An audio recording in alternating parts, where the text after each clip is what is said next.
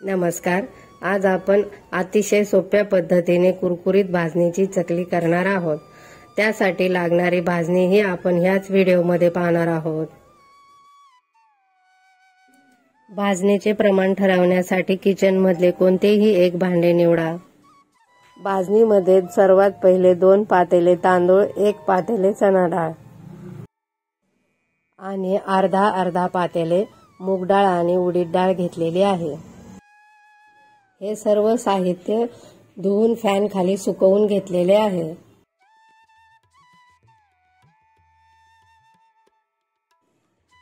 एक वाटी साबुदाणा, 1 वाटी धने, अर्धी वाटी जिरे हे सर्व साहित्य खमंग मध्यम आचेवर भाजून घ्यायचे आहे।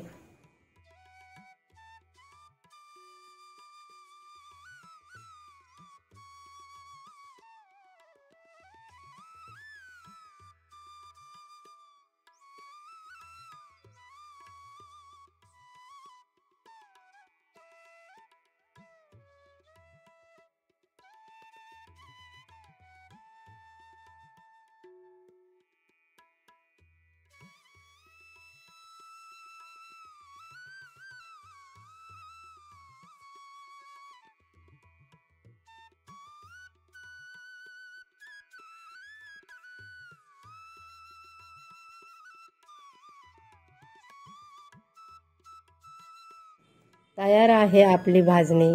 मग हे सर्व साहित्य दळून आणायचे आहे।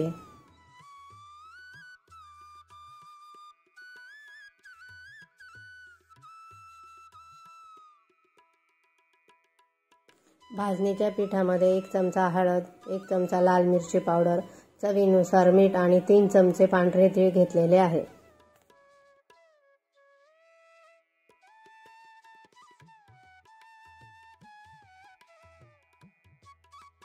पीठ पुरीच्या पिठापेक्षा थोडेसे घट्ट मळून घ्यायचे आहे। कोमट पाणी किंवा तेल वगैरे काहीही घालायचे नाही, तरी पण चकली एकदम खुसखुशीत होते। नक्की ट्राय करून पहा अशी सोप्या पद्धतीने केलेली चकली आणि चॅनलला लाईक, शेअर आणि सबस्क्राइब करायला विसरू नका।